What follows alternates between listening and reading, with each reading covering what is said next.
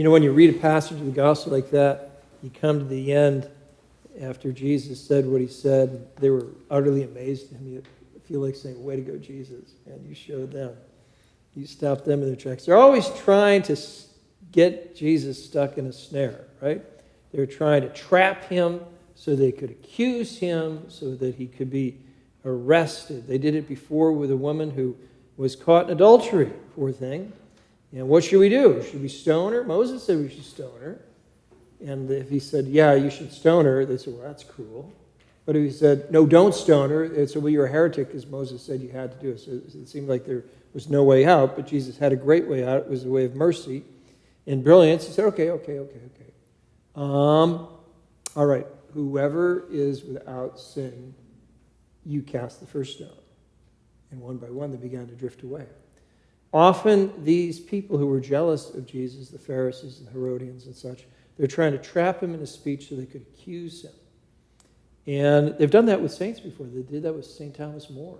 Finally, they had to bring in false witnesses to ensnare St. Thomas More. They never did ensnare Jesus. They finally got him when he was on trial, when he simply said the truth. When they said, so you are the Son of God. And Jesus said, you say that I am. And they didn't believe it. Now we do believe it. Hopefully they believe it now because he rose from the dead. So what's the point here? Can you pay your tax or not to Caesar?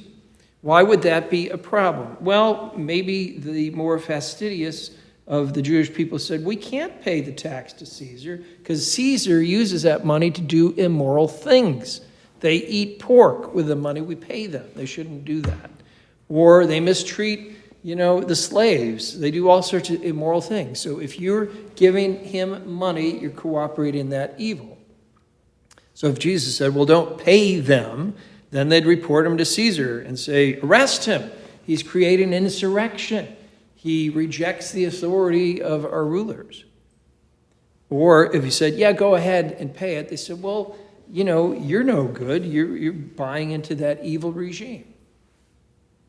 It would be a long time for the church to come up with useful categories for navigating moral questions. The fundamental question here is cooperation in evil. Cooperation in evil. So when you pay your taxes and I pay my taxes, some of that money somehow, some way goes to bad things, which are against human life. Right? So do you pay your taxes or not? So the church makes a distinction between formal cooperation in evil, in other words, you want to do the evil, or material cooperation in evil. You don't want to do it, but you're paying your taxes. And then they make another distinction, that is direct or indirect cooperation in that evil. And they make another distinction, is that remote or proximate cooperation in evil. So when you pay your taxes in this country and some of that money somehow, some way goes for bad things that you don't want, that is a material cooperation evil. It is remote and it's indirect. It's way down the food chain. Now, some people still have a problem with that. So they move to Hungary, where there's no abortion. Okay, you can make that choice. But then people say, well, if everybody moved to Hungary, who would evangelize the United States?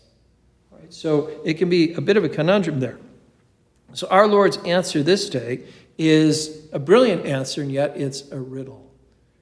Render unto Caesar what is Caesar's, and render unto God what is God's.